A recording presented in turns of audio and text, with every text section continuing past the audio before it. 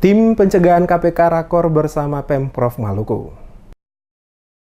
KPK mengawali kegiatan monitoring dan evaluasi sistem pencegahan korupsi terintegrasi di Maluku Senin pagi. Rapat koordinasi tersebut membicarakan evaluasi terhadap 7 program pencegahan yang dijalankan oleh pihak pemerintah Provinsi Maluku. Tim KPK dipimpin Budi Waluja, Koordinator Wilayah 9 meliputi Sulawesi Utara, Sulawesi Tengah, Maluku, dan Maluku Utara. Kabak Humas Pemprov Maluku, Bobi Palapia, mengatakan KPK menyampaikan beberapa perbaikan yang kedepannya perlu terus dilakukan, yakni perencanaan dan penganggaran, perlunya e-planning dan e-budgeting yang terintegrasi, pelayanan terpadu satu pintu, pengadaan barang dan jasa, kapabilitas APIP, manajemen SDM, pengelolaan dana desa, optimalisasi pendapatan daerah, serta manajemen BMD. KPK juga mengingatkan pencegahan korupsi dalam penyelenggaraan pemilihan presiden dan legislatif serentak tahun 2019.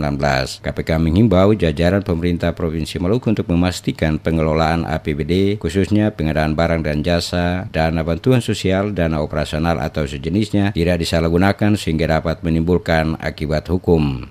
Bagaimana program-program yang ada di pemerintah provinsi itu sudah lebih terbuka lagi.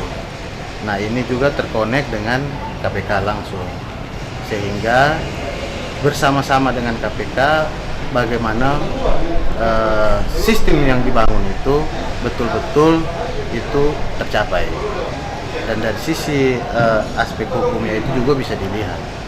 Itu sifat pencegahannya yang diterapkan oleh KPK itu sendiri. Bobi menambahkan upaya lainnya adalah mendorong pemberhentian ASN atau PNS yang telah terbukti bersalah melakukan korupsi hingga putusan berkekuatan hukum tetap. Hal ini merupakan pelaksanaan keputusan bersama Menteri Dalam Negeri, Menteri Pendayagunaan Aparatur Negara dan Reformasi Birokrasi, dan Kepala BKN nomor 182/6597/SJ nomor 15 tahun 2018, nomor 153/Kep/2018 tentang penegakan hukum terhadap pegawai negeri sipil yang telah dijatuhi hukuman berdasarkan putusan pengadilan yang berkekuatan hukum tetap karena melakukan tindak pidana kejahatan jabatan atau tindak pidana kejahatan yang ada hubungannya dengan jabatan. KPK juga mendorong pemerintah Provinsi Maluku mulai menyusun rencana dan menerapkan transaksi non-tunai dan integrasi data dengan instansi lainnya, terutama terkait KSWP, BPHTB, dan BPJS Ketenagakerjaan dalam upaya-upaya tata kelola pemerintahan yang baik. KPK juga mendorong pemerintah daerah untuk segera mengimplementasikan